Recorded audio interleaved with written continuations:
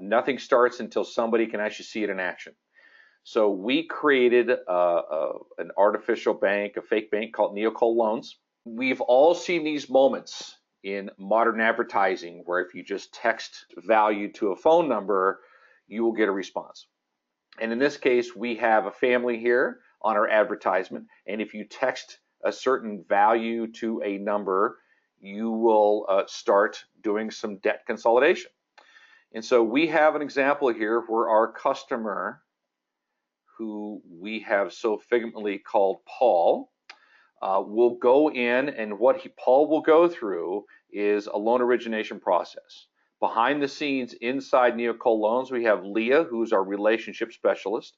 Her job is to make sure that all of these people who engage in this campaign continue through the campaign. But then we also have to have Casey, who's our underwriter. So how this is going to work is on Paul's mobile device, he will enter the initial text message. And behind the scenes, Leah within the bank will see this information pop up inside her Salesforce.com. Paul will then get another message asking for his driver's license, at which time behind the scenes things will happen, and all the while Leah will have her Salesforce.com environment keeping track of all these people engaging in the process. As part of what happens after the driver's license is captured, which I will not take the magic away from Ryan and what he will demonstrate, we will then ask Paul for his social security number, because we need to make sure that as we're going through this, we have real people looking to borrow money. What happens then is behind the scenes, we will auto pre-qualify Paul based on the information that we will accumulate from some of our business services, and it will all be managed by Leah within her Salesforce.com environment. Paul, in his text messages, will receive a URL to go to complete the loan process, in which he will enter his phone number. He will get a text on his phone to go back in and complete the e-form with the rest of the information. For instance, how much of a loan do you want to take out? Are you employed? What kind of income do you have? Upon Paul completing the e-form, we now have Casey, our underwriter, engage to validate that Paul is worthy for a loan based on current campaigns and capitalization. Leah is also informed of the effort from her end as well. Automatically, Paul, upon approval, will receive both a text message and an email stating, Paul, congratulations, if you could DocuSign these documents, we will complete the effort in approving your loan and transferring the funds to you. Upon this happening, with the DocuSign being completed, automatically within seconds, Paul will receive an email welcoming him to his new portal. Please go in and validate your credentials, and we begin the relationship with Paul, the customer. I do want to highlight what you're about to see from Ryan. This is where the rubber meets the road. This is a live demonstration using live SaaS technologies, and there is no smoke and mirrors. It took us about 40 hours, 1 week of someone's time to complete this demonstration from end to end. And actually, some of that time was used to create that demonstration materials themselves, like the loan documents. And within our efforts, the technologies we've used had no cost or provisioning time at all. They were available on demand. So with that being said, I'm going to hand this over to Ryan to take us through the demonstration. Okay, fantastic. Thank you. Right, so what we have here is, as Tom mentioned, we've got a few different people involved in this process. So right now I'm logged in here as Leah. So Leah is our loan processor internally. And I'm also going to share my screen here from my mobile device. Just make that a little bit bigger. So you can see here we have a number to text. I'm going to go ahead and send in loan to this particular number, as Tom mentioned. And what we're going to do at this stage is we're going to accept that message. And as you can see, it's come back straight away saying, thank you for applying for the loan with Neocol Loans. And please send back a photo of the front of your driver's license. Just to show you here, if I switch back to Leah, what's happened at this stage is we actually have a record that's been created. So a new lead has come in here in loan leads. And at this stage, it's very simple because all we have captured is the phone number and a lead status, awaiting ID. So if I switch back to Paul, what we're going to do is attach a photo of the front of my driver's license. Let me go in here to my photos and grab my driver's license here and send that in. Okay, so that's been submitted, and once that gets into the system, what we're going to do is we're going to go ahead and analyze here. So you see it's come back. We're going to do some validation on this, and we're using some Google Vision technology here to identify that document and make sure it's a driver's license. And clearly, as we can see here, I've made a mistake, and it's not actually my driver's license, and the system's been very good, and it's come back to me and recognizes this as a dog. So I'm going to have another go this time and look to upload my driver's license here. So I go into my photos here again, and this time I'll make sure that I pick the driver's license. Let's go ahead and send that. Okay, so same process. As we send that in, we're going to go ahead and do some validation on this and make sure it's a driver's license.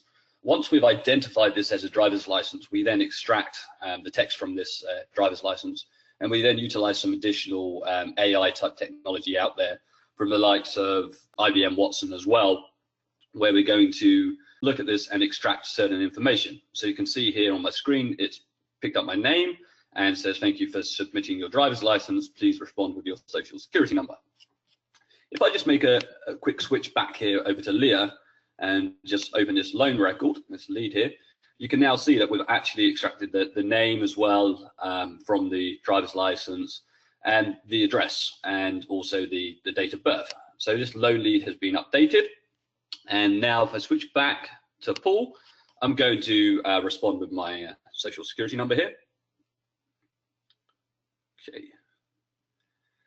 And then at this stage, we've now got the name, address, date of birth of this individual. And we also now just being passed across the social security number. So what we do with this information is we take all of this and we call out through an API to Experian, and we're going to run a credit check on the individual. And we have some rules set up that if a credit score and some other factors are true, we're going to pre-approve this individual for a loan. So you can see here that that's happened in the background. We've now pre-approved the individual for a loan. What I will just show you as well, just why this is, before I go and move on to this next stage, if I just switch back to Leah again and open up this loan lead, a couple of other things I wanted to show you.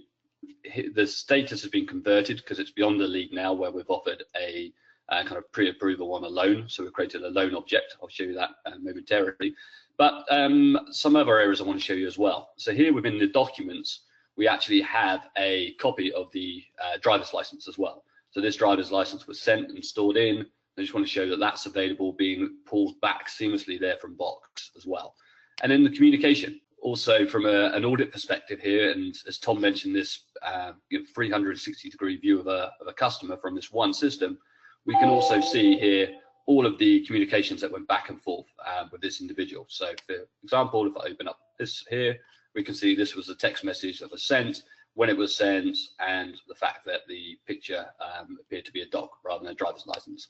We can have also the email communication, phone recordings as well, and we can get very clever on like the phone recordings, and we can do sentiment analysis, so we can see if customers are unhappy or happy, and at certain stages in the phone voice recording there as well. As I mentioned, we've now created a loan as well as a lead. So if I bring this up here, we have a little bit more information now. We have the credit score that we've pulled back as well, and the status is pre-approved. We don't yet have any information on the loan that was requested because we haven't completed that, but we do have the personal details and again the documents. So I'm going to switch back again over here to Paul and go and click on this link here. So we have an application we built out here at Neocol. When I click on here to continue the loan process, it's going to ask me here for my phone number. So if I go ahead just to verify who the individual is, because at this stage we've just been working with them via a mobile device, and this could well be done on a web browser, on a tablet or a desktop PC or laptop as well. I'm just going to put in my details. And that's going to send me a verification code as well. You can see it's come up there. So if I click here, get the verification code, it's 0209. If I switch back and enter that code, so then I've verified that it is myself that's logging in here to continue the application. So what we're doing at this stage is we are going to pull down here. We have an electronic form, but we've pulled down the information that we already have stored about this individual from our Salesforce record. So I'm going to go down here and we're going to ask for a little bit more information. So I'm going to put in the email address for Paul.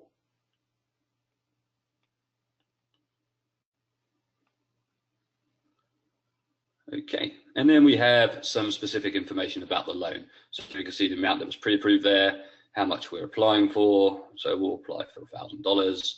We have things like the loan reason as well in here, whether homeowner or renting, source of income, who you work for. So I'm going to put in Neocol here. Okay, and then job title, and then how much you paid as well in each paycheck. Put that in.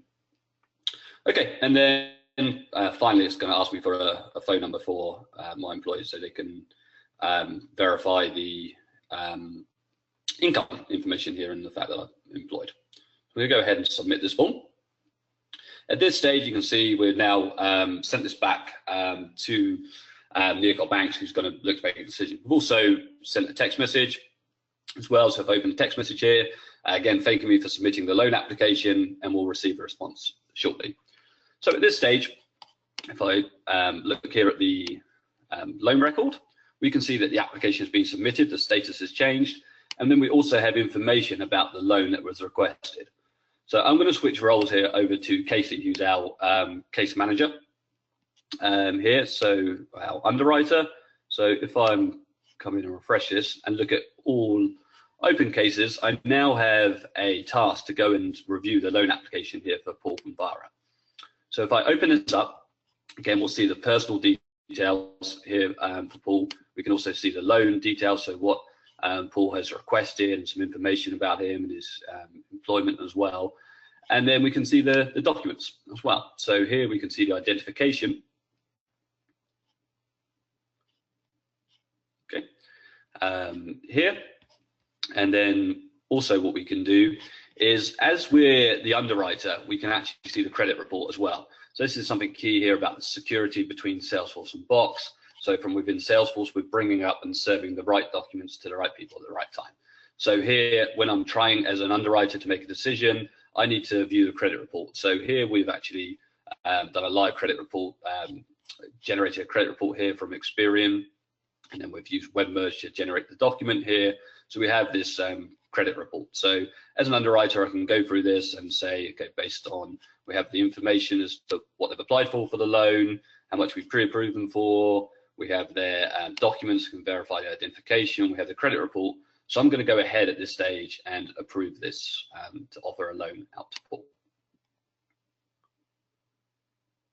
Okay, so now once we've done that, what we want to do is notify Paul. So if I just switch over here, I have a text message that's come in here to Paul saying that his loan's been approved, and please log into your email account to sign the contract. So we've signed him an electronic contract to sign. And at this stage, again, this could all be done through a mobile device. We could send a link in a text message to go to our portal again and log in and sign the document there. But we just want to show being able to work on different devices here. So at this stage, I'm going to switch over here to Paul's email. And in here, you can see this document's just come in, which is the fact that the loan has been approved, and please electronically sign the contract. So here I'm going to open up the contract, and you can see we've pulled across the information from the loan record in Salesforce. So we have the information about the individual, how much they're requesting, what the rates are going to be, and the term of this as well. Okay, so I'm going to scroll down here and go ahead and sign this, and click to finish this.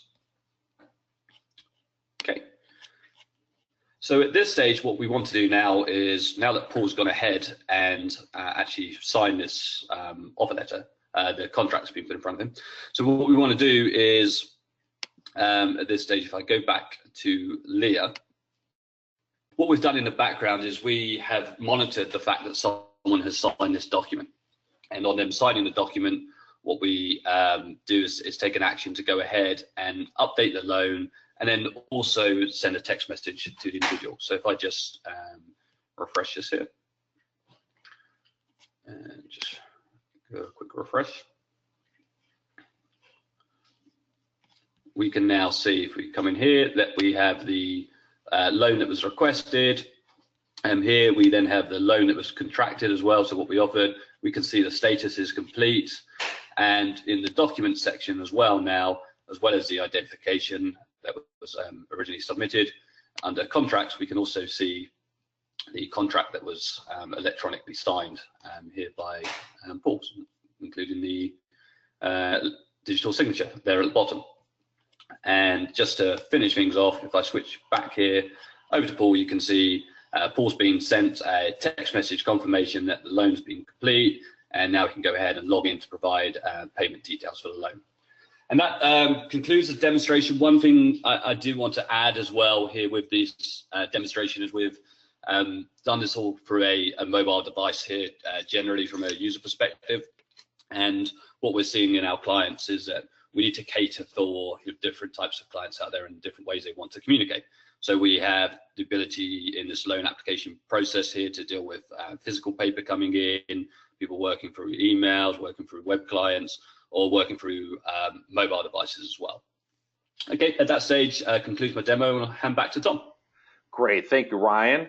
And what really excites me about all of this is, in some cases, how we were completing what can be perceived as a very complex manual effort. But we've automated so much of it that you notice that Leah and Casey were doing only the most important bits as necessary from an exception perspective. And also from the client perspective, they were receiving information back as quickly as they were able to get it to the bank. And also Paul, as the customer, was getting it to the bank based on what was most convenient for him. What's worth discussing here is what happens kind of behind the curtain. So there was a fair amount of technology used in making this happen. So we used, and I'll kind of go from left to right just so everyone understands, Twilio was the engine for text messaging, both the text messages and also the secure delivery of any of the photos or photographs of things like driver's license. We use Google Cloud Platform to do recognition of the driver's license and to OCR that.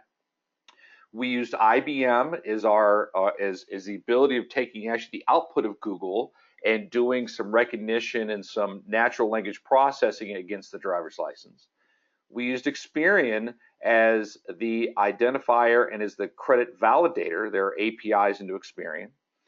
Obviously, the point of the presentation today is to show how Salesforce and Box together can both manage the work effort within the organization for the employees, but also properly manage all of the unstructured information like the driver's licenses, like the contracts.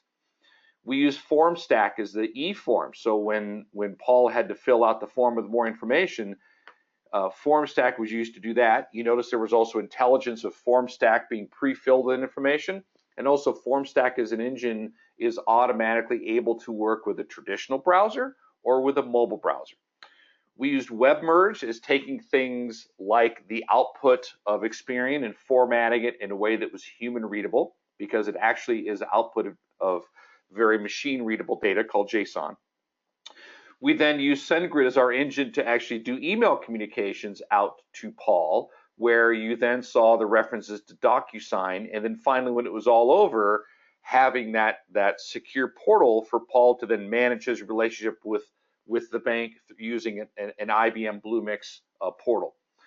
But through it all, a lot of what really brought this together, kind of the glue, as Ryan called it earlier, is a technology called business process orchestration that was empowered by Workato. And then you still have to make sure that all of these pieces work securely together using an engine like Okta as a single sign-on and provisioning engine as well. Now, I know in my time here at Neocol, as we have come out with this architecture and this innovation set, that one of the first things people may have an initial reaction to is, wow, that sounds complicated, but it really isn't. And it's worth noting too, from a financial perspective and from what it takes to make this work, firstly, we were provisioning things on the fly. As I mentioned earlier, what we were able to do in creating this solution, this accelerator for clients, is we were provisioning each one of these as we needed them on the fly. Secondly, it allowed us to architect the possible from an engineering perspective, but also from a financial perspective. Because all of this may sound interesting, but the real question is, what does it cost? And I wanted to show up here a couple examples of what some of these different services run based on how much they are used. Unlike the days of having to back the truck up and provisioning a lot of technology on premise to do things, and you ended up buying it based on, in IBM words, it was PVUs or cores or sockets or something that was, how big of a machine am I going to run this on internally? In the cloud, you actually pay for how much you actually use. You buy by the drip. So you see an example of what Twilio costs to do text messaging, what Google costs to do image recognitions, IBM Watson and doing the natural language processing, and on and on and on. And it really does show the art of the possible in bringing an amazing client experience and making it available to any size department, organization, division that you may be part of. We would like to help organizations realize your art of the possible. So we here at Neocol would like to offer a half-day workshop to see what your art of the possible is in helping you scope a conversation like this.